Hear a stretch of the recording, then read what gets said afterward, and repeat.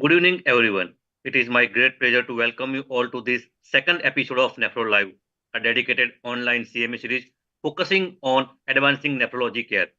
Thank you all for joining us today as we continue our journey to better understand the kidney health. In this episode, we are going to dissect about the clinical manifestation of chronic kidney disease. As we know, the CKD is just not a nephrological concern, but it's a condition that affects multiple organs. And from subtle early symptoms to a systemic complication, we need to understand every aspect of the kidney disease. And before we begin, let me remind you to make this session very interactive. I request all of you to put your question in the chat box.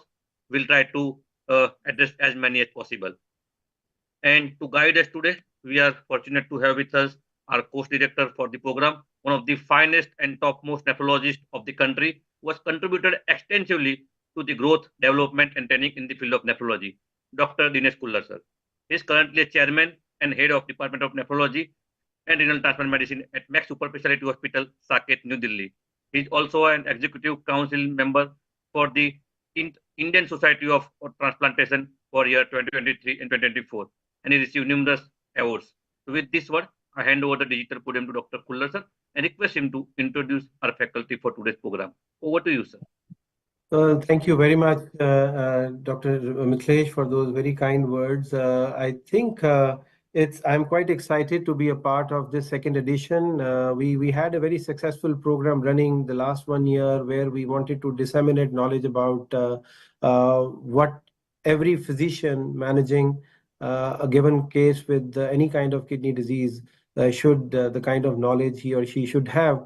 And we took it upon ourselves to disseminate at least the bare minimum, because we know all that it needs is just recapitulation for vast majority of great Indian physicians. And we're quite happy the way Indian medicine is shaping up. We are already considered a force to reckon with when it comes to the real knowledge. And I'm sure everyone would agree, need updation of our knowledge at regular intervals. And we certainly would definitely we want to be a part of such an endeavor wherever possible. So my thanks to INTAS, ably headed by Mr. Amit, for this wonderful initiative which they have started. And in this, what we do is basically try to discuss about the various aspects of chronic kidney disease.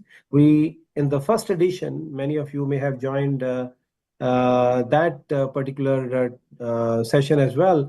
We talked about how to make a diagnosis, when to think about chronic kidney disease, what is CKD all about in terms of definition, and and what kind of investigations we should have in mind while investigating a given case of suspected chronic kidney disease.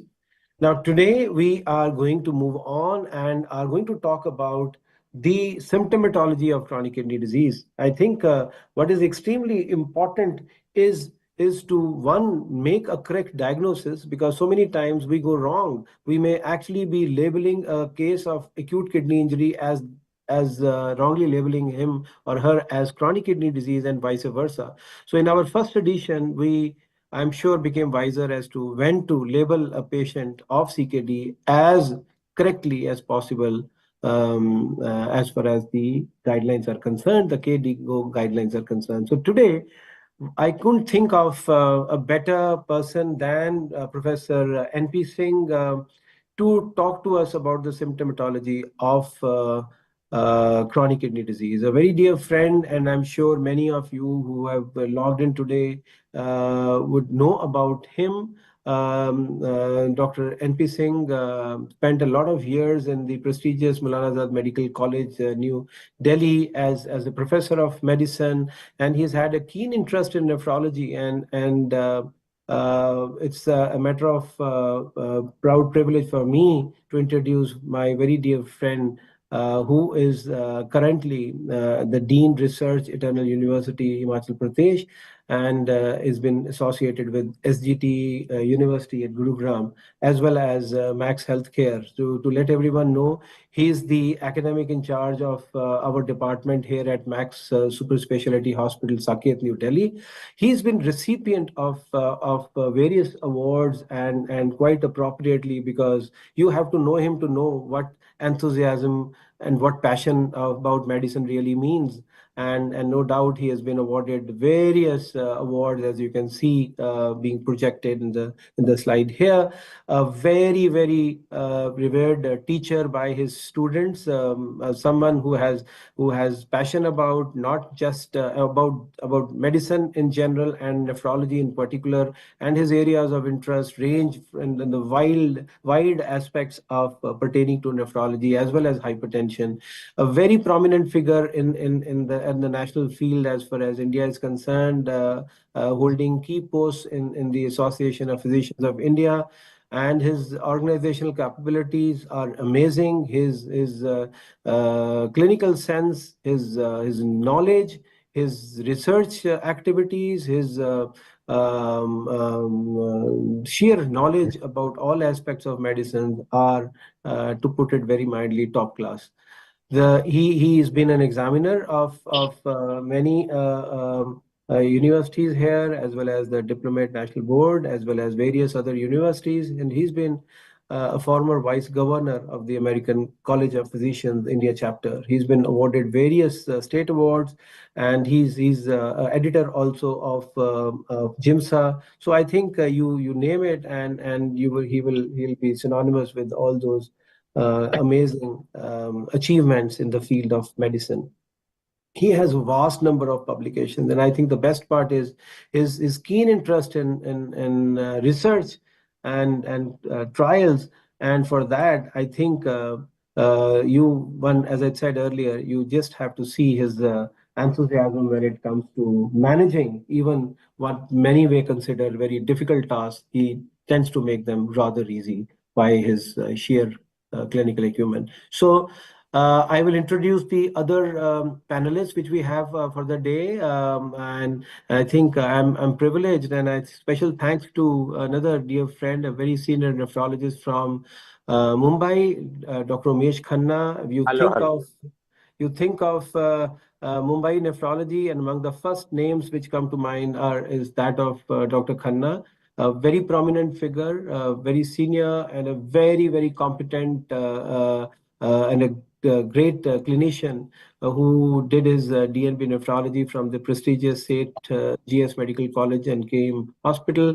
He is now the director of Lancelot Kidney and GI Center, and is a director of the Lancelot Nephro Plus Dialysis Center, and he manages a lot of dialysis patients, lots and lots of transplant patients. He's been the organizing secretary of many conferences, and as I said, he has held many prominent positions, and including one very important thing is what the kind of great the human service which he's doing via in his capacity as chairman of Mumbai Kidney Foundation. Is the secretary of Association of Medical Consultants Mumbai, and has many numerous publications to his credit. And a special word of thanks to Dr. Umesh Khanna, because I know we were together here in Delhi today for where he had come to organize an exam for the DNB candidates. Even though he was not too well, sprained his back, and he was in quite agonizing pain.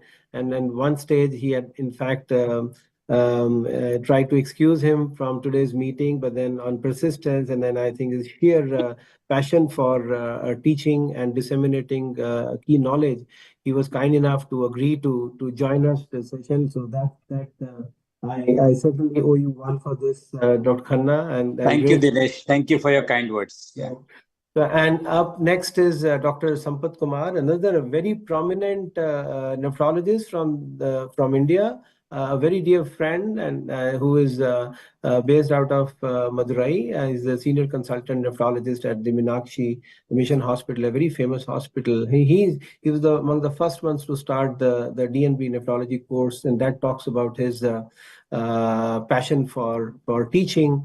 And he's a great nephrologist, very astute clinician who does a lot of practical work as well. And he has amazing practical skills when it comes to peritoneal dialysis, to hemodialysis. And I think it's been a pleasure to learn from him at various conferences, which he's been organizing across the country all these years. And no doubt he has been awarded he's held very key posts throughout his career. And no doubt he has been awarded with the most appropriate awards for his contribution to nephrology in our country. And also he has taken keen interest in research, and he's been on the editorial board of Indian Journal of Nephrology, has many publications to his credit. And yes, he's a very sought after orator. And whenever it comes to any important talks across the country, he's certainly one of them. So as you can see, Thank you. uh, Thank you, Kula. Thank you. a pleasure Good evening. and a warm welcome. And as I said, Thank you. all these, my job is basically to try and ensure that the best in the field of nephrology across the country are there today and for all our editions, so that they can contribute in the best possible manner. And Dr. Pankaj Hans is no exception. And he, again, a very dear friend. He's a head of Department of Nephrology at that prestigious Reuben Memorial Hospital, Patna. And as I can talk about my other friends who have joined us today, the same holds true about Dr. Pankaj. Whenever you talk about nephrology at Patna, among the first few names which come to mind is that of him. He's done a great service to the people of Patna. He's academically brilliant and a very, very astute and a very nice clinician. And his empathy towards his patients is quite well known. He is a professor at Patna Medical College, and he's one of the regular speakers at our national and state conferences across, as I said, in the field of nephrology. And up next, Thank you so much. it's another pleasant task for me to introduce someone very dear to me, Dr. Anurag Gupta. And I'm just fresh from his witnessing his great organizational skills, because he had organized this meeting I was talking about alongside Dr. Khanna at Sir Gangaram Hospital today itself. And what he did was simply amazing, to say the least. And he is a senior consultant, is a director, dialysis services and teaching coordinator, the Department of Nephrology at the prestigious Sir Gangaram Hospital, New Delhi, after doing his postgraduate training in nephrology, his DM from nephrology from SGPGI Lucknow. So I have actually been able to witness the stellar growth which Anurag has shown over the years. Amazing personality, a great nephrologist, full of knowledge and full of passion for nephrology, as well as organizing various. So I was most fortunate to have him as the secretary, Delhi Nephrology Society, when I was the serving president last year, and I was witnessing his great acumen as the organizational capabilities from very close quarters. He's also an executive member of ISN and ISOT, and is a treasurer Indian Society of Hemodialysis, treasurer of Indian Society of Renal Nutrition and Metabolism as well. He has vast number of publications, and I think he's one of the very sought after orators at various conferences at the both local as well as national level. So as you can see, I couldn't have asked for anything better than this group to be able to help those who have joined us today and refreshen everyone's knowledge about what we are going to discuss today. So may I now request Dr. N.P. Singh who actually is sitting in the US at the moment. This is where he controls our academic department and so many other things across the country at the moment where he is. He'll be returning soon, but then it's Sunday morning, early morning. I was telling him, I held him back from going to Gurudwara this early morning, but then he agreed, he obliged, he'll go after he finishes his talk and the meeting. So Dr. NP, over to you. You are going to tell us about the kind of symptomatology one can expect in a patient with chronic kidney disease. And then we will have, I'm sure, a wonderful discussion with the panelists today who will throw more light on the key aspects of what we can expect and what are the things which are typically synonymous with the symptomatology of chronic kidney disease. Over to you, Professor L.P. Singh. Thank you, Dinesh, for those kind words, and that actually reflects of your personality and of your ability to bring everyone together. And thank you, Intas, for giving me a chance. The mandate given to me is very clear. It is clinical manifestations of chronic kidney disease. If I have to define chronic kidney disease in terms of my definition, I would say it is a preventable, it is a progressive, and it's a relentless progressive disease resulting in one, either an end-stage kidney disease requiring a renal replacement therapy or resulting in a cardiovascular event and finally in death. So we have to ensure that we need to diagnose it earlier and also try to sort of prevent its progression.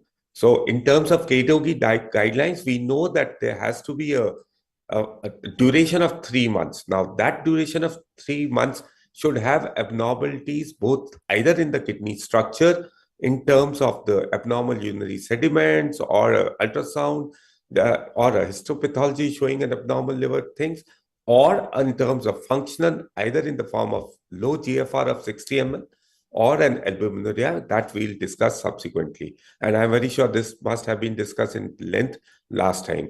So in terms of trying to prognosticate a patient with chronic kidney disease, we know the two important things which we always consider is the GFR, and we all know now we have our apps by which we can sort of calculate the GFR, and any person who has a normal GFR but has mild increase in the albuminuria can be categorized as G1 and A1 and subsequently.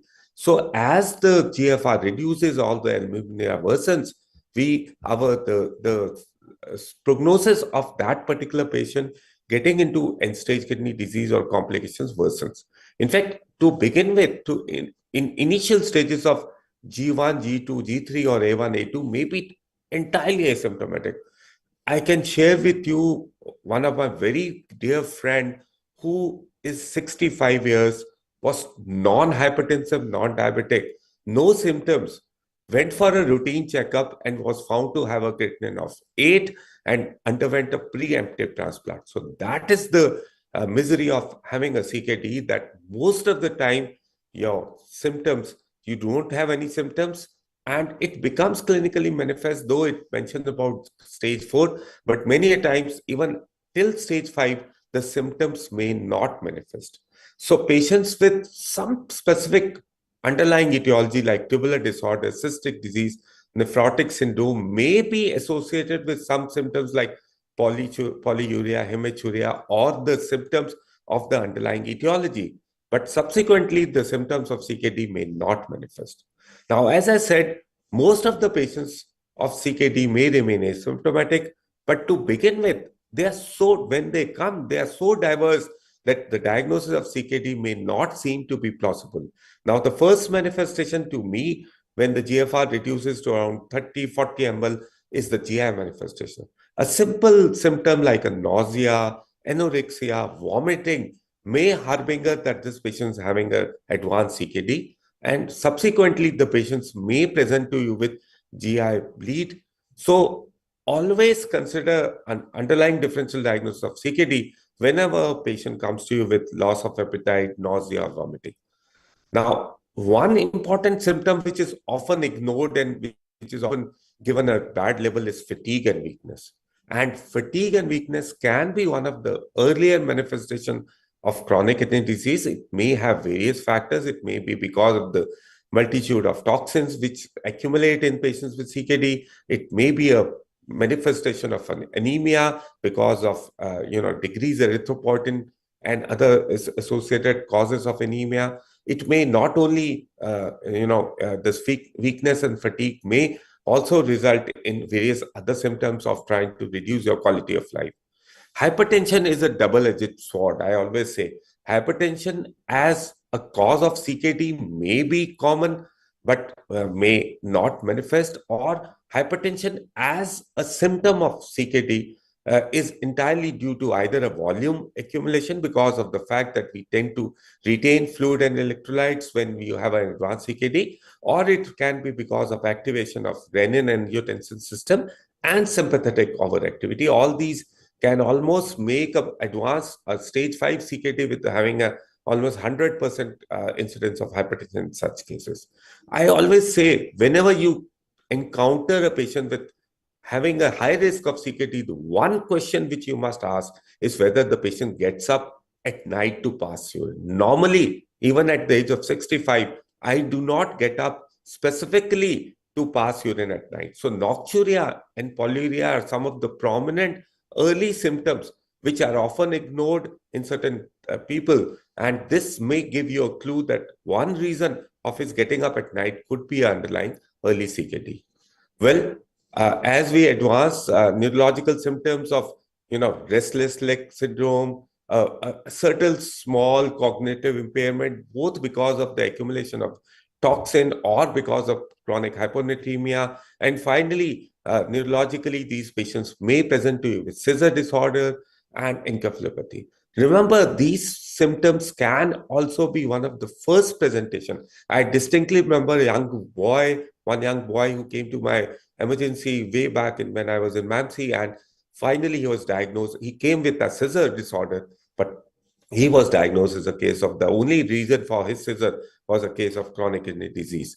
Now, cardiovascular manifestation, when again, as we have mentioned about hypertension, can be both cause and consequences of CKD, but a patient can present to you with heart failure. In fact, one of the greatest, outcome of chronic kidney disease could be a cardiovascular event. So left ventricular hypertrophy on echocardiogram, a risk of heart failure, and now we have the CKM syndrome where you have a metabolic syndrome, a cardiological CKD, and a heart failure, which comes together. And as the CKD advances, patients do have platelet dysfunction, which may make you more prone to develop a coagulopathy. Remember, I'm just trying to touch the symptoms because of paucity of time, and I'm very sure these symptoms will be discussed in details.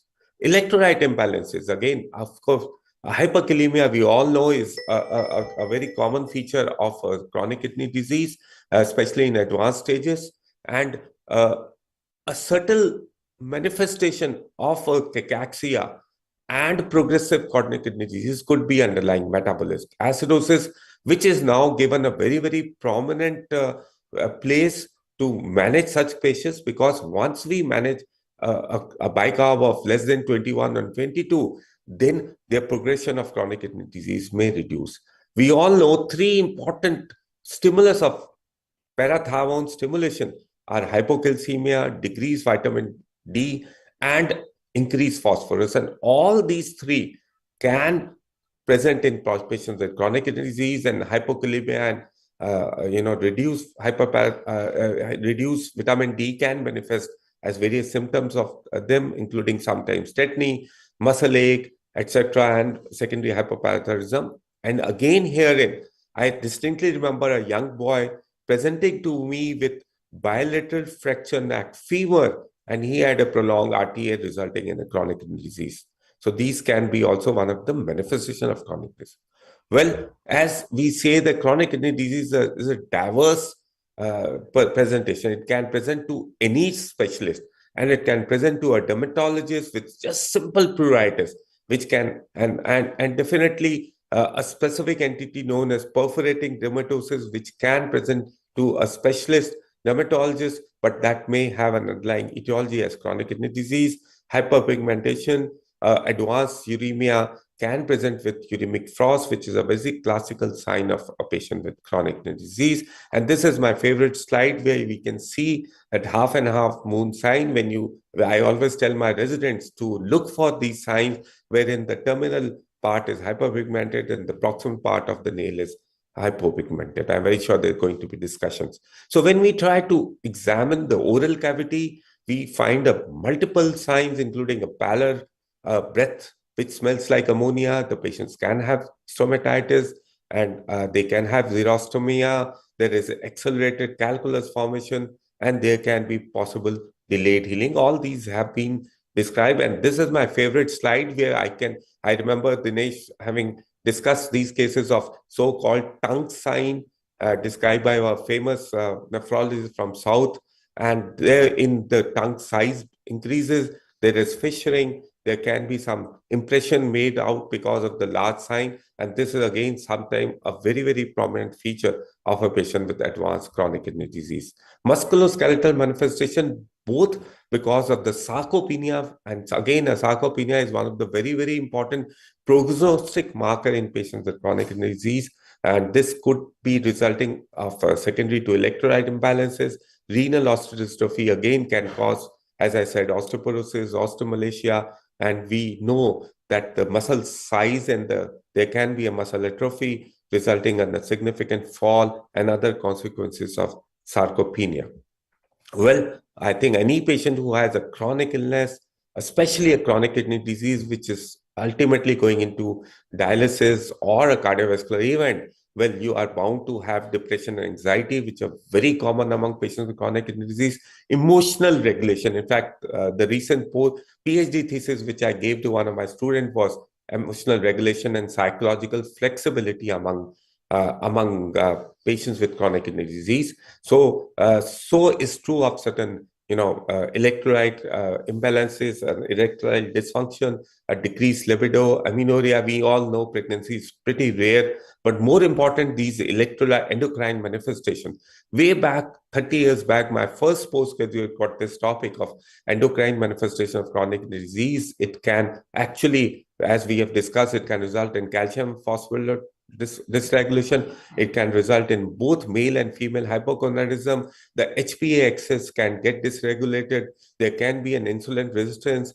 The patients may have an abnormality and thyroid, reports. There may be a subclinical hypothyroidism, and we will now learned a lot about FGF21, FGF23, and we all know because of the erythropoietin deficiency, we can have anemia, and all these can result in malnutrition, inflammation, atherosclerosis syndrome, which is a very, very significant, accompaniment of a patient with chronic kidney disease. So these were some of the symptoms. So I would say that please understand that earlier stages and even up to stage 5 of chronic kidney disease may be totally asymptomatic. So it is very important for us to recognize the risk factors associated with it. So whether it's an old age, whether it's an obesity, whether it's a patient who's a smoker, an underlying diabetic, underlying hypertensive, underlying family history of CKD or a stone disease, you should be screening them with a simple urine albumin test or a creatinine test to detect them. We need a collaborative care. There is no doubt we need a collaborative care with our colleagues, with our other associates like nursing people, technicians, and we need a collaboration with our physician because most of these patients will go to a physician and they need to understand how to manage such patients in the earlier stages and when to refer the case with to a nephrologist. And remember, as I said, chronic disease is not an entity for nephrologists. The patients of CKD can present to a dermatologist, to a neurologist, to a cardiologist, to a pulmonologist, and finally he might end up to a nephrologist for undergoing dialysis. So thank you very much. I think I'll stop here, and I'm very sure there's going to be a very, very exciting discussion on each and every symptom of this. I hope, Dinesh, I've been able to finish well on time because I know you're a very strict taskmaster. Thank you, No, Dinesh. thank you so much, Professor NP Singh, and I think this is exactly what we expected from you, giving us an overview so that we can have a detailed discussion around the symptoms which we have said.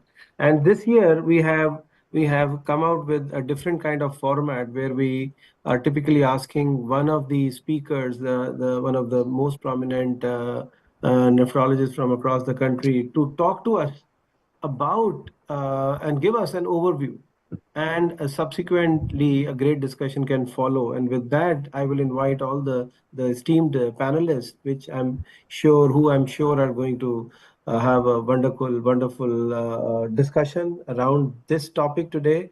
And to set the ball rolling, what Professor Singh has told us today is you have to be vigilant about the investigations, about the symptoms of these patients. What is important is not just to make a diagnosis, which of course any person with predisposing factors, especially a diabetic or a hypertensive or a smoker or a person who's been having any kind of rheumatological disorders or other disorders, and even cardiac disorders, we have to be quite vigilant to know whether he or she has a renal involvement. And if there is a renal involvement, give them the right label, whether it is a chronic kidney disease or AKI, or is it an acute on chronic kidney disease.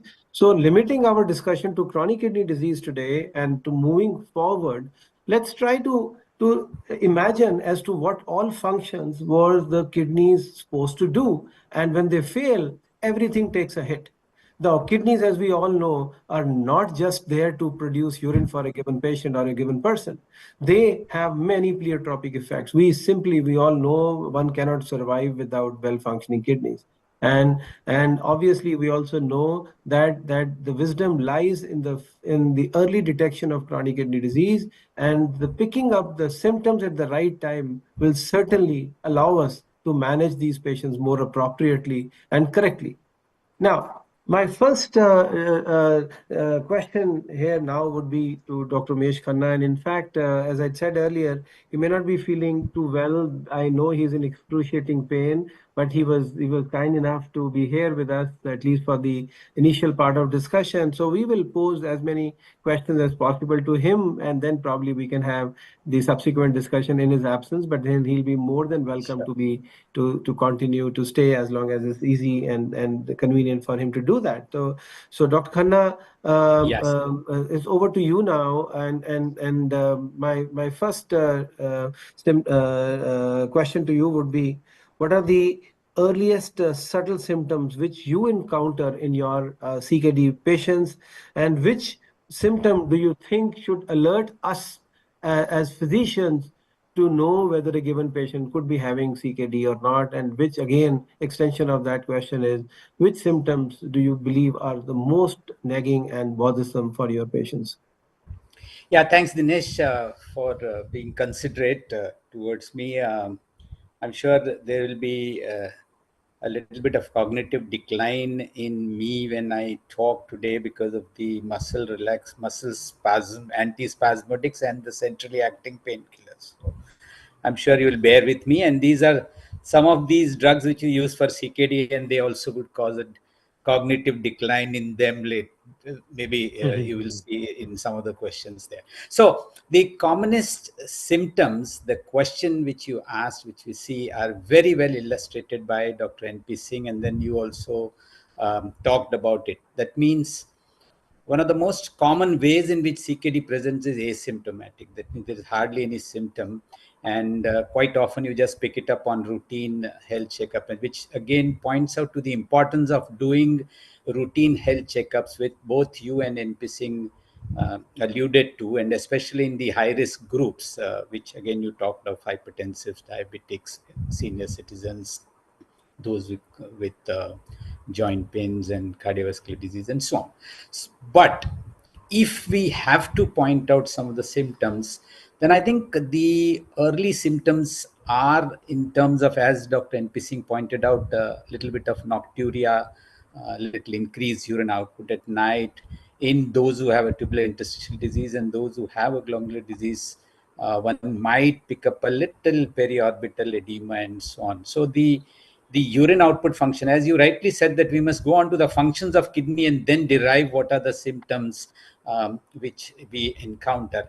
But NPC very rightly said that the symptoms complex is in almost all the specialities, and we do get patients from hematologists because of anemia, we get from gastroenterologists because of GI symptoms, from neurologists because of neurological symptoms, and cardiovascular symptoms from the cardiologists, and so on. The commonest which we encounter is generally a mild increase in fatigue, difficulty in concentration, tiredness, easy fatigability, and so on, which is considered as a normal tired feeling of overworked individuals, and hence it is missed. So that, I think, is one of the common symptoms, apart from nocturia, which brings the patients to us. And time and again, we have patients whose creatinine has gone up to almost 15, 18, 20, and he has hardly any symptom except telling you that, Doctor Sahab, thoda sa jara tiredness lag raha hai, thoda bhook kam ho gaya, and nothing much. So these are some of the symptoms which are commonly present. The one which nags the patient too much is more, if you look at the patient's symptomatology, one, difficulty in difficulty in eating or poor appetite, sometimes taste issues, and the other one which nags them is pruritus or restless leg syndrome. If you look at symptoms which bothers the patients too much, appetite issues, neurological symptoms in terms of restless leg syndrome, and pruritus, these are the ones which bother them too much. So thank you very much. And that's a very, very interesting thing which you talked about, that they are largely asymptomatic in the initial stages. So you don't have to really wait for the symptoms. That's the crux of today's discussion. You have to catch them young, because by the time symptoms happen, because we all have to realize the kidneys have a lot of capacity. And it's only when the function takes a significant hit that the earliest of the symptoms may appear. And then there is a grading of symptoms, something which, as Dr. Khanna alluded to, starts as a very subtle, mild weakness. And weakness, I am sure no one will really want to believe that that weakness could be related to kidney disease. The diagnosis of CKD so many times comes as a last possibility in many a clinician's mind, because, and rightly so, there are so many other reasons for that. The commonest reason and explanation for these symptoms is anemia. And by the time anemia happens in a patient with CKD, is actually too late. And we also know there are much more commoner causes of anemia in the general population, rather than worrying too much about CKD. But then it will be a disservice to miss these subtle symptoms in a patient who was predisposed, and especially a person who is a diabetic, who has hypertension, and certainly you should have screened them. Now, the important thing here is, so many times the one of the earliest symptoms which brings patients with more significant chronic kidney disease to the hospital is hypoglycemia in a patient with. So they will not even know that they have chronic kidney disease. They will keep on taking, they are careless. Let's accept it. These patients those diabetics who get chronic kidney disease, those hypertensive who get it, those smokers, those obese patients who finally get chronic kidney disease, have also themselves to be blamed for it. And they're careless. So they've continued to be careless, not controlling their sugars well, and continuing to take the same kind of dosages. And we know many drugs get eliminated through the kidneys. They get accumulated when kidneys are not functioning normally. The same dose, and they are happy now. They say our sugars have become very, very tightly controlled, not realizing that it's not a happy situation for them. It is actually indirectly pointing to the fact that they have a significant chronic kidney disease. Another important thing which we need to tell our patients very often is, they may come to you saying, how can you say I have a kidney disease? I'm passing urine 3 to 4 times at night, as Dr. NP Singh said. Now, that is not something to boast of.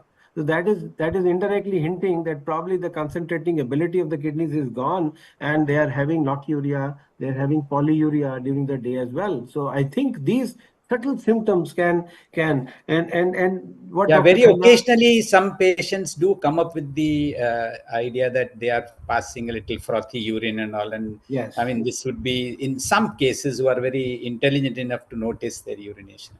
So I'm sure you will agree, Dr. Khanna, that many a times that there are symptoms related to kidney disease which are totally ignored and missed.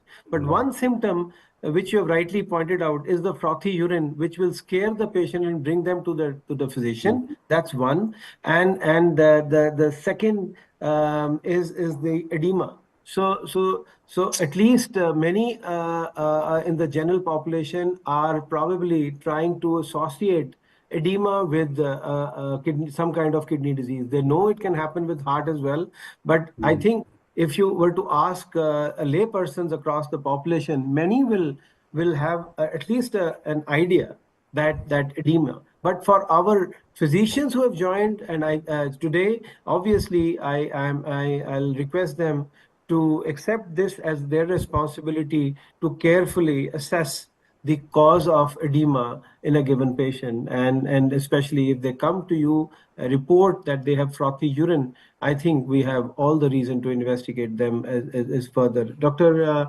Khanna, another question to you would be, do you believe that the taste and the smell disturbances also are common in CKD patient? And if yes, why do you believe it happens in them?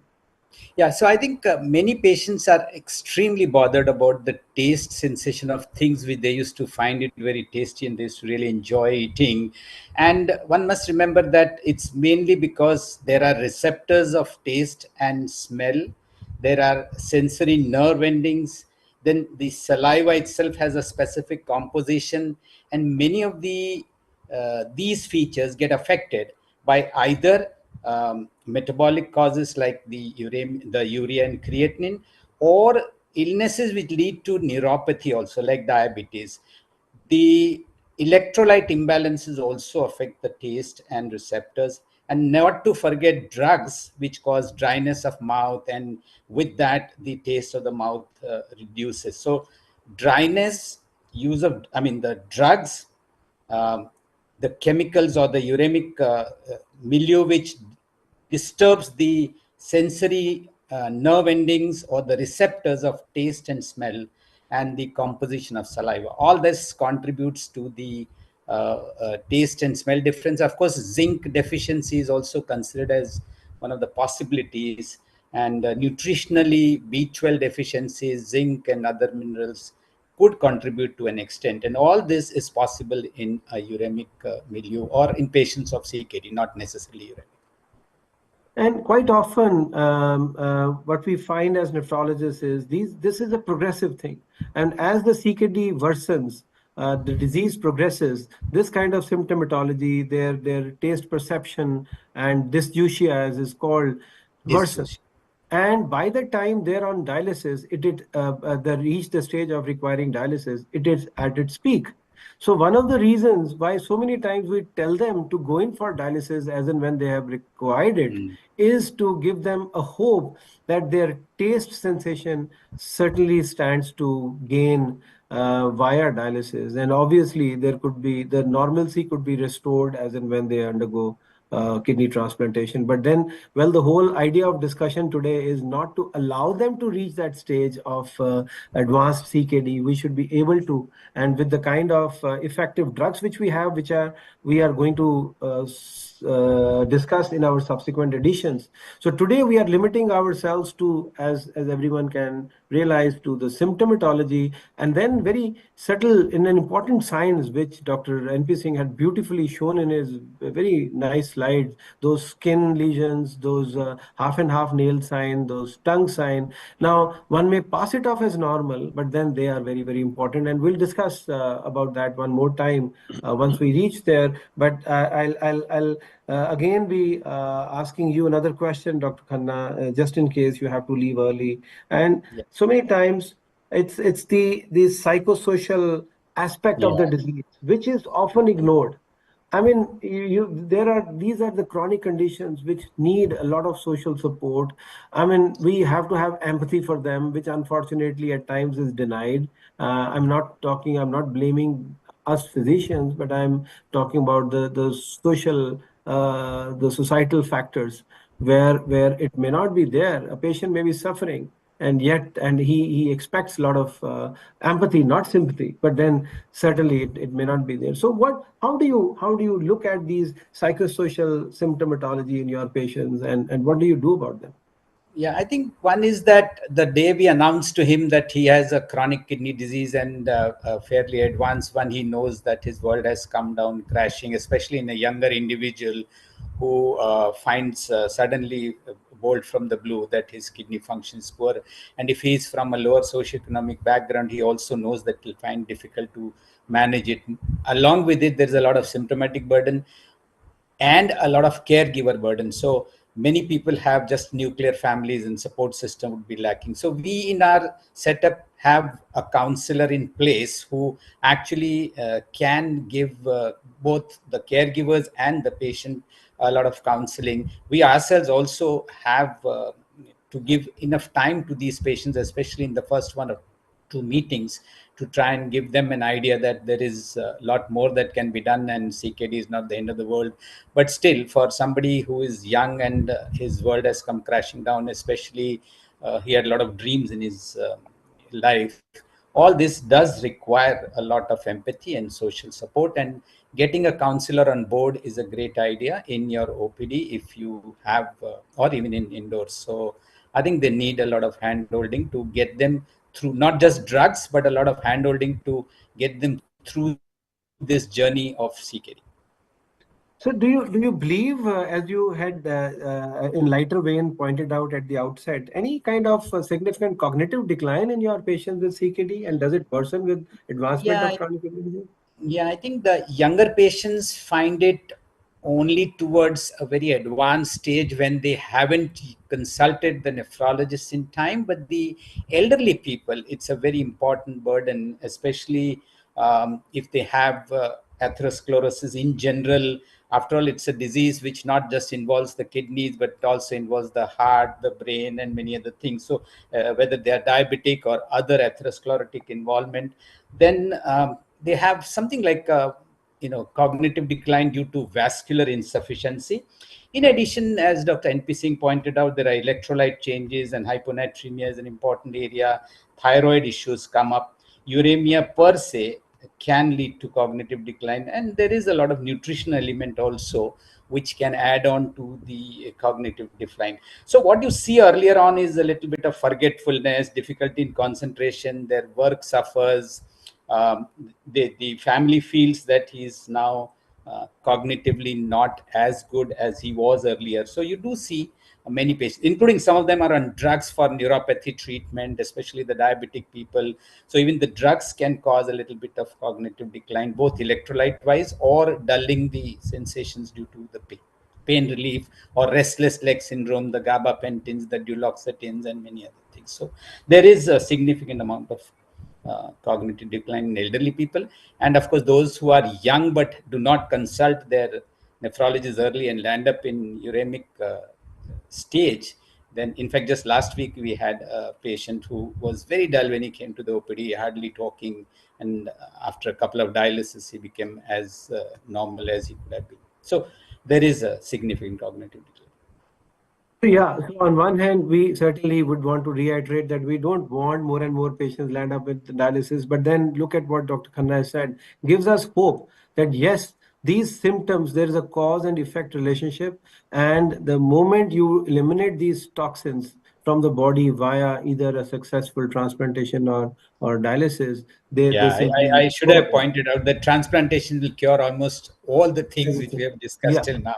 It's a yeah. sea So change. so Yeah. which means that yes, these this symptomatology is certainly associated with chronic kidney disease, and I think we need to have them. It's because the whole idea today is to know, to get sensitized to these subtle important symptoms. So we will move on, and at this stage I'll request Dr. Sampath, and who has a vast experience in managing patients with chronic kidney disease. Sampath, another Yeah. nagging symptom which comes to mind is these typical these patients at times talk about itching, and itching, the intense pruritus can be very nagging at times. as well as the muscle cramps. So one, why do you think they happen in a patient with chronic kidney disease, and how in your clinical practice you take measures to alleviate or mitigate these kind of symptoms? Yeah. So chronic kidney, am I audible? Yeah. Yeah. Chronic kidney disease is one very important cause of chronic pruritus. And the severity of pruritus, if it is mild or severe, you can assess by just one factor, just like on your rounds. If if the patient says that I am bothered by pruritus, just ask them to show their finger nails. If the nails are very, very shiny, as if somebody has polished it, then it shows that this fellow is having severe pruritus. Very shiny nails, very good, quick clinical bedside tool to assess the severity of pruritus. So this is very, very important, especially as the chronic kidney disease advances. Not in early stages when the creatinine is hovering around 1.5 or 2. They don't have pruritus. When it comes to 5 or 6, then that is a real issue. People who are going to be on dialysis, who are already on dialysis, these bothersome problems are both cramps and pruritus. So cramps, as far as cramps are concerned, multiple etiologies exist like hypocalcemia, hyperphosphatemia, hyperparathyroidism, hypokalemia, etc. So electrolyte disturbances have to be looked into, and also peripheral neuropathy. Uremic peripheral neuropathy is a very under-recognized cause of all the symptoms that you have, in addition to anemia. If you're able to tackle anemia, if you're able to tackle that, then many of these symptoms may substantially get reduced. So how are you going to manage pruritus? Yes, you will have to give them emollients. So very, very simple, this thing which I use is something like moisten liquid, which has a liquid paraffin. So it moistens the skin and reduces the itch sensation. And if it is something more severe, I go for non-sedating antihistamines. Then on the next stage, if it is again unremitting and if somebody is on dialysis for a long time, then you look at these parameters like calcium, phosphorus, parathormone. These are all for advanced stages of chronic kidney disease. The early stages, these two will be very useful in management.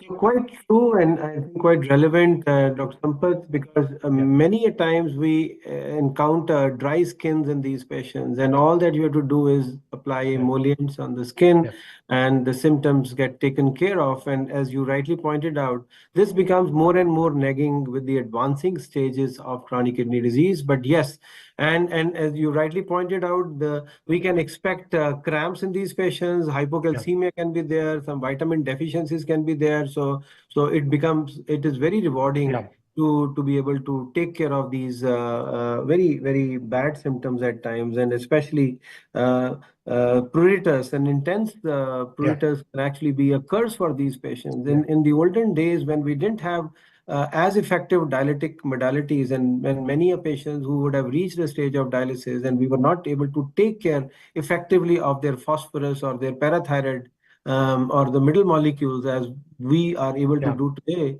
it was a curse, and we occasionally would encounter drastic steps taken by patients, miserable pruritic symptoms. So at this stage, may I request Dr. Pankaj? Dr. Pankaj, what we have been talking today is the symptomatology, which we all know is related to what all functions kidneys do. We all know kidneys do not just have an excretory function. Well, they do make urine and get rid of toxins is one way, but then they do so many things other than this, including managing the various electrolytes in the body, and then they have some endocrinal functions as well. They produce erythropoietin, and they activate the vitamin D. So they are taking care of anemia. They are preventing anemia from happening in a patient with normally functioning kidneys. Number two, they give strength to the bones of our patients, especially as long as the kidneys are working normally and they're able to activate by causing one hydroxylation of vitamin D. And then finally, they also have some other endocrine effects. They control blood pressure. The renin is a seat of production here.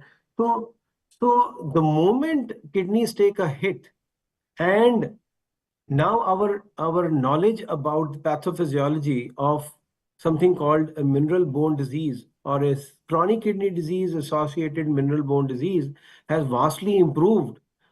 Where do you put the symptoms of related to the MBD? That means those typical symptoms of bone pain and easy fractures which you at times encounter in patients with more advanced chronic kidney disease. Now, so many times we know that depending upon the etiology, the bone disease may actually happen rather early in a given patient with chronic kidney disease. So they do not necessarily have to be very advanced stages of CKD. I'm typically talking about those where the brunt was borne by the interstitium of the kidneys and they were not able to activate the vitamin D. So they have something called what we used to refer to as renal osteodystrophy, or now in common parlance, the mineral bone disease related to chronic kidney disease. So how often do you see such symptoms? And how often do you encounter osteoporosis in these patients, and how often do you screen them for osteoporosis? Good evening, sir. Actually, this bone pain is not a very uncommon symptom of chronic kidney disease, but the misery is that whenever any patient with bone pain comes to us, first thing that comes to our mind is multiple myeloma, try to rule out myeloma. Then only we think of mineral bone disease. And in mineral bone disease, we initially think of high turnover or adynamic bone disease. But osteoporosis that you were talking about is one of the most neglected aspects that we only think when patient doesn't improve to the measures that we have been using for treating the patients for mineral bone disease. And you will be, I think the physicians will be 24% of women and 12% of men who present with osteoporosis, to them they are having chronic kidney disease. And in CKD, almost 30 to 35% of patients, they have osteoporosis. It is very common, but very less often we go for investigations to rule out osteoporosis in these patients. Only when the patient develops fractures, then only we think my patient might have developed osteoporosis, and retrospectively we start thinking and investigating and treating the patient. So for such patients, if they present with osteoporosis, bony pain rather I should say, we should investigate the patients with the routine biochemical parameters that we do in all our patients, like serum calcium estimation, phosphorus estimation, alkaline phosphatase. If a LFT shows increased alkaline phosphatase in a patient suffering from chronic kidney disease, we should go for a bone-specific alkaline phosphatase also. Then PTH estimation, intact PTH should be done. If the facilities for FGF23 is available, it should also be utilized. But this will give you a hint to rule out mineral bone disease. For osteoporosis, we need to go for a DEXA scan. But again, DEXA scan can't confirm that it is osteoporosis because it is just one-time estimation. If you go for a serial DEXA, then you will be in a better position to diagnose osteoporosis. But even then, it won't be confirmed unless we go for a bone biopsy. But bone biopsy is not a very common investigation. I have yet not gone in any of my patients by now. But it is recommended by KDIGO also that bone biopsy is the gold standard for diagnosing osteoporosis in these patients. Apart from this, if DEXA is not available, these days we have got peripheral quantitative CT scan of radius, which is available, that is relatively more sensitive as compared to DEXA. Then this MRI, that is also one of the more sensitive investigations than DEXA, and it is qualitative, not only qualitative, quantitative as well. So that way we can have a detailed diagnosis and workup of osteoporotic patients. Very nice, and I think Dr. Shankar, thank you so much for giving an excellent overview of the way we should look at any bone pain. And you're right. I mean, of course, vitamin D deficiency is rampant in our population. So yes, I'm not saying that every time someone comes to you with bone pain, you are going to start thinking in terms of multiple myeloma or chronic kidney disease for that matter. But yes, I mean, whenever a patient with susceptible factors comes to you, I believe you should investigate. And I think just to recapitulate everyone's knowledge, we know, and there's been a vast improvement in what we know currently about renal bone disease. So here we know it's an interaction between the kidneys, the parathyroid gland, and the bones. So our understanding all these years was revolving around the fact that the activated vitamin D is not there.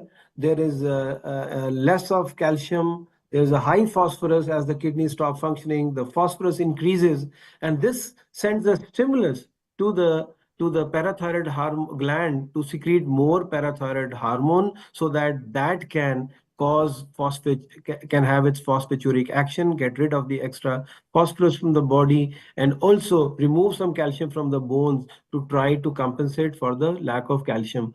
But then we realized there were some missing links. And of late, we have suddenly found that link. We know we are miles away from knowing what actually is the real mystery all about. But yes, our understanding has vastly improved with the introduction of the concept of what you mentioned, FGF23, and the clotho axis, which is had at the level of the kidneys. And this is an interplay between FGF23, which gets elevated as the phosphorus goes up, because it has actions at the level of the kidneys as well as the heart. And that is why the moment the chronic kidney disease progresses, there is a strong bidirectional interaction between the heart and the kidneys. And so many times, the symptomatology of our patients is related to the heart rather than kidney per se. And I may have mentioned in this forum as well in the past, so many times we lose our patients to heart disease rather than to more advanced stages of CKD. They may not even reach the stage of dialysis. They actually succumb to their cardiovascular disease. And that is why we have to be very, very particular in picking up the cardiac disease. But before we move on to the cardiac, let me limit myself to bone again. And may I request at this stage, Dr. Anurag Gupta, to tell us if you believe what Dr. Pankaj has talked about, the high prevalence of osteoporosis in our patients in chronic kidney disease. How do you treat your patients? I know in subsequent editions there is going to be dedicated talks revolving around that, but just to have an overview from you today, may I request you to talk to us about the way you manage typically the patients with osteoporosis? Thank you, sir, for giving me opportunity. The thing is osteoporosis is common in CKD patient? Yes. 2.5 high fold of fracture in CKD patient, 4-fold high risk of fracture in dialysis patient. And if you go reverse, 24% patients in females who have having osteoporosis, they are found to be having chronic kidney disease, and 11% patient with osteoporosis, men, have chronic kidney disease. Now the problem is, if you go through the guidelines till 2009, over KDIGO guidelines, they're saying there is no evidence of doing DAXA in CKD stage 3 to 5D, because it does not predict fracture and does not predict type of osteodystrophy. And these guidelines revised in 2017, and with dicey statement that you do DAXA in these patients if result impacts your management. Now, the tools which we have in the management is bisphosphonates, denosumab, and another drug is basically teriparatide. Now, you can give bisphosphonates up to GFR more than 30. Below that, you can't give the bisphosphonates. Now comes to the denosumab. Denosumab, it was used in Freedom trial in postmenopausal women, when they do the sub-analysis, they found 73 women with postmenopausal having CKD stage 3 and 4. And they have given the treatment for almost 36 months, and they have found that there is an increase in bone mineral density. Now, the problem is, once you have started this therapy, you cannot stop this therapy. Either when you're stopping this therapy, you have to add another therapy in the form of bisphosphonates. If you stop this therapy, it will increase the osteoclastic activity, increase risk of fractures. But when you are giving this therapy, what thing you should be look? One thing is calcium and vitamin D. The calcium should be more than 9 and vitamin D should be adequate. And even a single injection can cause hypocalcemia for several weeks, and you should monitor initially more frequent intervals when you have given this injection. Now, if somebody is having infection, you should not give this injection because it also affects the rankle activity on T lymphocytes, which will alter your immune system and increase risk of infection in the form of UTI and GI infections.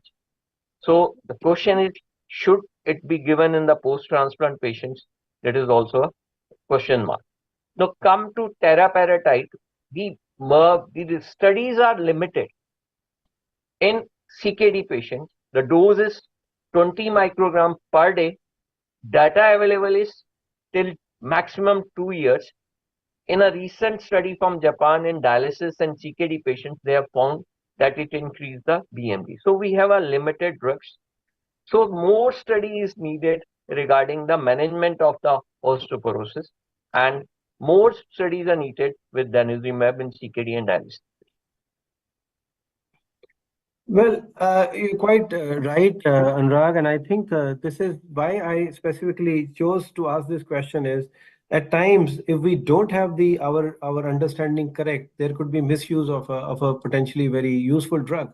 And I think you have rightly cautioned that if we have to use bisphosphonates, you should be careful about the GFR of a patient. If you have to use denosumab, make sure patient doesn't have infections, make sure that the patient's calcium is well taken care of, because they can have profound calcium hypocalcemia after you've given the drug. But I think most important is, whenever in doubt, before we start using these newer potentially very useful drugs, just to prevent misuse of them, I think it will be in order to consult the specialists, including endocrinologists or others who are well conversed with the usage of management of this aspect of CKD as well. Certainly, nephrologists have a lot of experience because we see it very commonly.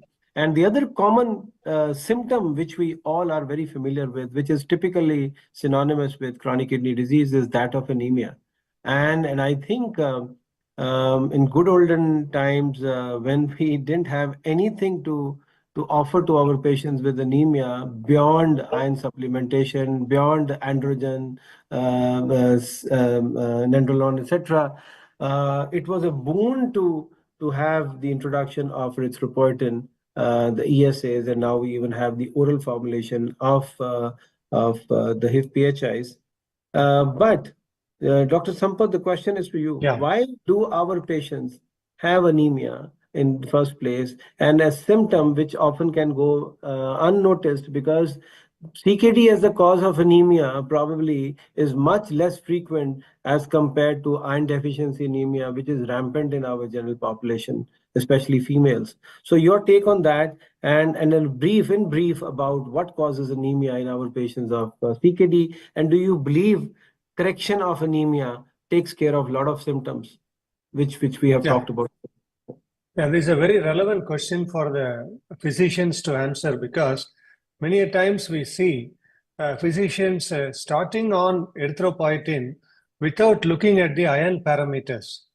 Iron parameters have to be first looked into, like the total iron binding capacity, the serum iron, and also ferritin. So a very good, useful tool is to have the ferritin levels. If you find that in a patient with chronic kidney disease, say in stage 4, or stage 3, his ferritin levels are very low, less than 100. Then, if you are going to start them on erythropoietin, the anemia may even worsen. So it is important that you provide them with iron supplements and hike up the iron stores before starting erythropoietin. This is a common thing that we find amongst the physicians, to start erythropoietin without looking into iron parameters. The second aspect is, why would somebody have anemia?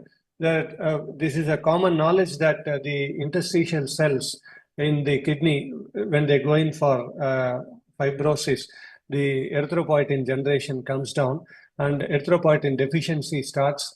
And this starts in the stages of, say, stage 3 or stage 4. When a diabetic patient, you have to understand, that can have erythropoietin deficiency kicking in very early, even when the stage is in stage 3 CKD, where the creatinine is only 2, he may have erythropoietin deficiency. So always a good policy, protocolized management of anemia, start with iron parameters.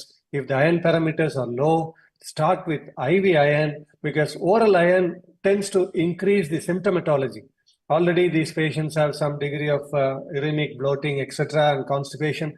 So go for intravenous iron and replenish iron, start therapy with erythropoietin. So thank you, Dr. Sampath. You've alluded to a very pertinent point, and that is, you should not jump onto prescribing erythropoietin in our patients who come to us with anemia. Yes, they may have a diagnosis of CKD, but we have no business to start them on erythropoietin till the time we have ensured that erythropoietin is actually going to work. It will not work if there is not adequate iron stores. So one must remember that all those causes of anemia which are applicable to people who do not have chronic kidney disease are applicable to our patient population as well. So we first need to ensure that it is not nutritional, because that's the number one cause. It's not nutritional, it's not malabsorption, it is not a GI loss of blood, it is indeed CKD. So before we give them, and we always believe that it is like one proper dish which we prepare. Even if one thing is lacking, I mean, the taste will not be there. So hemoglobin is not going to get produced in case even one ingredient is missing out of the whole recipe. So I think thank you very much. And I think yes, we need to also remind ourselves as to why does anemia happen in our patients with chronic kidney disease. We are going to have some more discussion around that when we specifically have a session on anemia management in our patients. But yes, suffice today for what you have told us, Dr. Sampath. Moving on, this question is for you, Dr. Pankaj, and I'm glad there are a lot of questions in the chat box today. We are going to have some good discussion around that as well. So, but then one of the things which people have asked is what I have in mind for you as well. You see, the moment we say CKD, the immediate reaction is, okay, dal band, paneer band, non-veg hai to non-veg band, all those things. So we are more concerned about stopping so many important nutritional supplements to our patients, and we are trying to safeguard their kidneys at the cost of the rest of the body. So we all believe that there has to be a right balance nutritionally as well. What if we don't have what if we can't ensure that kind of right balance? What will happen to the body of these patients in terms of sarcopenia, in terms of the overall muscle mass, their general well-being? So do you think that takes a hit if we overindulge in or are too restrictive in our advice as far as the diet is concerned? Yeah. So actually, the patients with chronic kidney disease, their appetite is reduced, most of the patients. So they take less of food also. So not only less of protein, less of energy intake is also there in these patients. That leads to sarcopenia, ultimately leading to muscle wasting. And it is compounded by a number of factors, like metabolic bone disease that we just discussed is one of the important factors. Then low protein intake, you will say patients, we say don't take less of protein, they will stop all protein altogether. No protein they will take, that will lead to increased catabolic state. Again, there is oxidative stress and inflammation in such patients. Then hormonal imbalances are there, anemia. These all contribute to this muscle weakness or muscle wasting in these patients. So this needs to be addressed in the very beginning when the patient presents. They should be counseled by us as well and also by our dietitians that they need protein restriction. They don't need to stop the protein. It is upon the stage of chronic kidney disease that their protein depends how much protein they will be taking.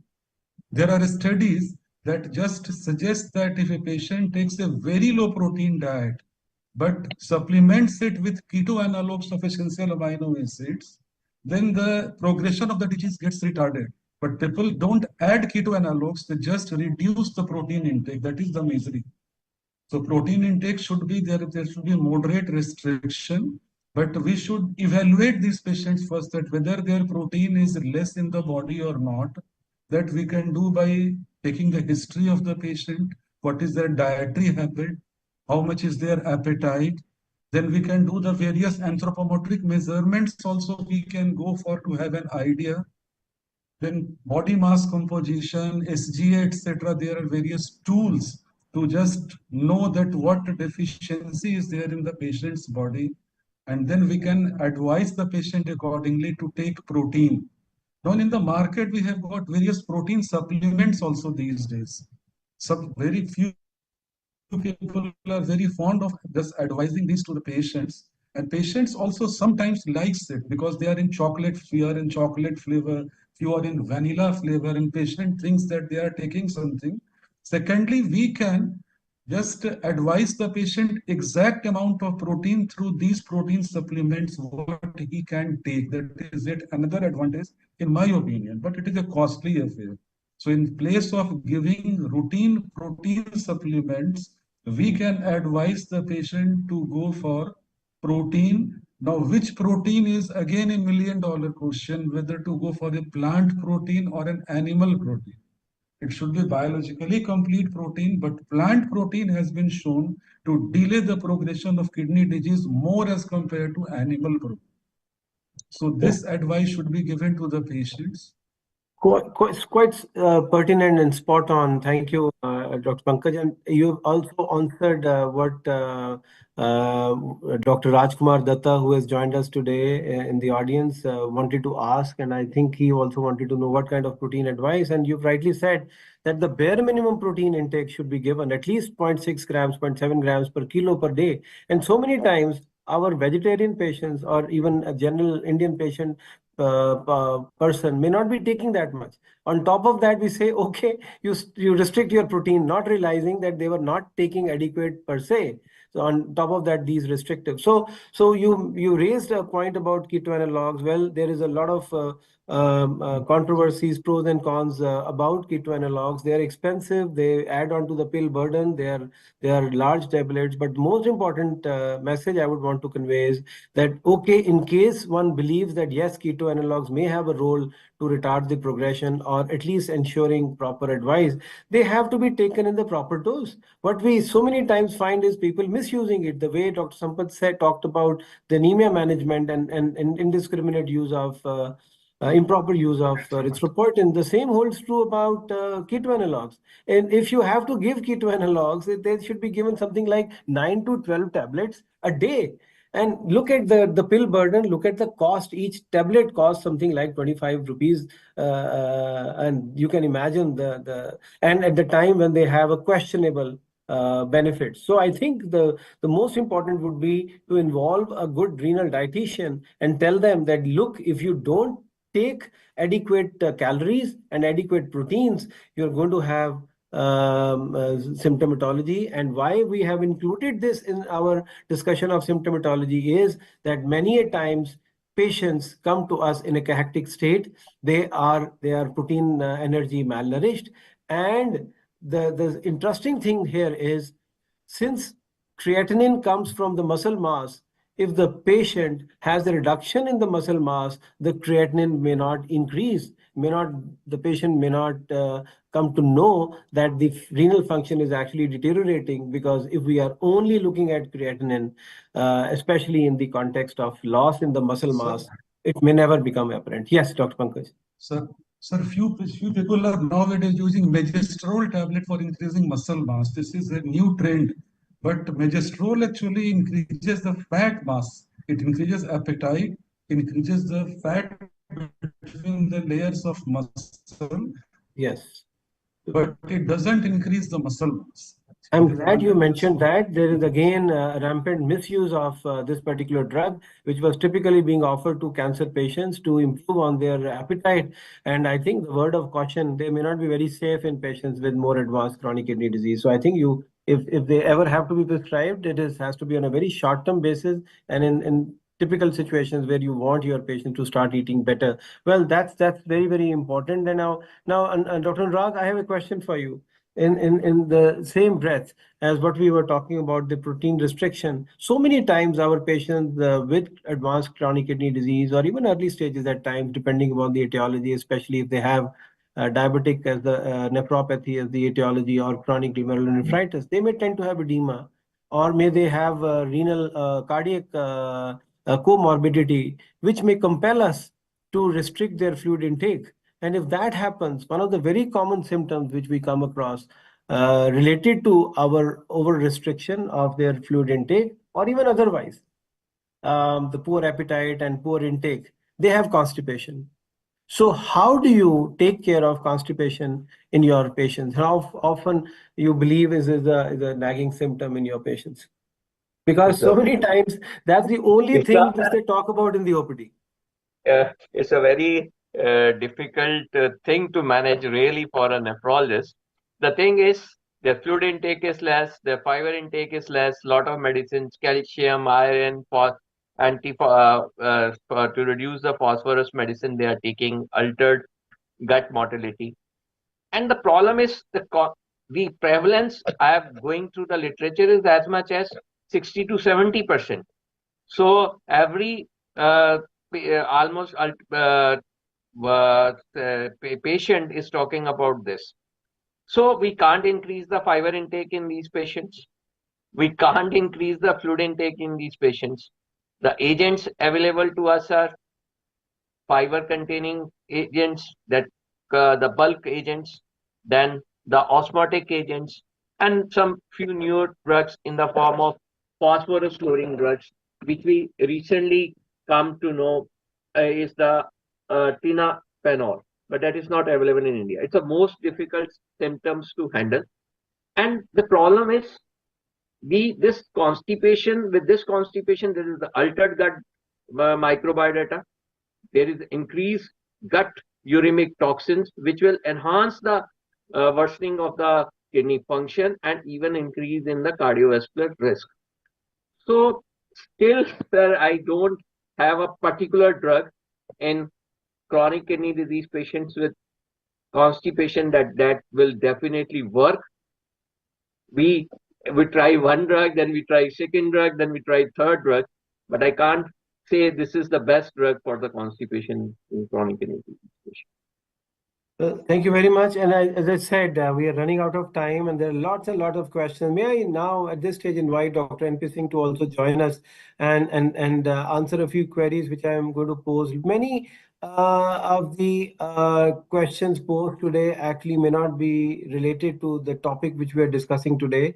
I will certainly request those who have posted them to do it one more time when we are discussing about those aspects related to what we are going to discuss in subsequent editions. But one interesting thing, Dr. Rajesh, I think it's Dr. Gupta who has asked, and I think I'll pose it to Dr. Sampath. Dr. Sampath, Dr. Gupta wants to know why lower hemoglobin target is recommended in anemia of CKD. What we have come to know via the TREAT, the COIR, the CREATE trial. Why are we suddenly becoming nervous to allow our patients' hemoglobin to go beyond 12 grams typically? Yeah, this is a very important factor, especially directed at the physicians. When the physicians see a patient with chronic kidney disease being managed by a nephrologist, and he says, when the nephrologist says that, okay, your hemoglobin has come to double digits, and we'll stop giving very aggressive erythropoietin, we'll reduce the frequency of the dosing, then they'll be asking as to why can't we go up to the level of, say, 13, 14, or 15 as in normal individuals. See, this has been a very, very well established fact that when you try to go beyond the factor of the 12 or 13 in your patients with chronic kidney disease, you are in for trouble, especially with increased risk of stroke, increased risk of cardiovascular morbidity and mortality.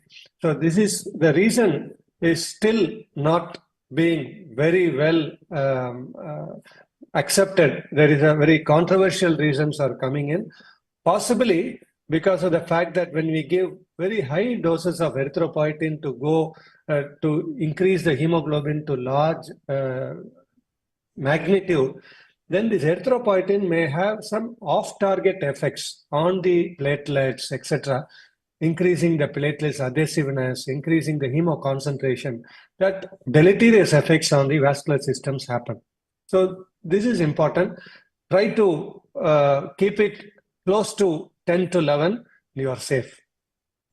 Very, very important message, and I think that's something which we have to understand, and this is what we have learned the hard way as nephrologists, Yes. that we always tended to believe that higher is better. So the moment we had a strong weapon with us called erythropoietin, I mean, the sky was the limit for our endeavor to raise the hemoglobin, and we suddenly realized the AV fistulae were getting blocked. Patients were having more and more cardiovascular events. Patients were having stroke. So obviously, we suddenly realized that it is a very, very tight rope which we are walking. So as you said, the targets are now typically between 10 and 12. The moment it starts exceeding 11, we become careful and don't generally allow things to cross the hemoglobin to cross 12. Dr. NP, saying there's a question, I think Dr. Amar is asked another very important question, that is how common and serious is urinary tract infection in CKD patients? That could be another symptoms depending upon the underlying etiology. That could be diabetes, that could be some cystopathy, that could be some chronic obstruction. So, well, urinary tract infection is also a very common symptom which our patients have, and we also are aware of the fact that every episode of any infection, including urinary tract infection, means bad news for our patients with deteriorating kidney function, because this can cause further derangement. So, your take on how the commonality? I think you're absolutely on the point when you say urinary tract infection can be both cause and effect of chronic kidney disease. We know chronic pyelonephritis is one of the cause for infections.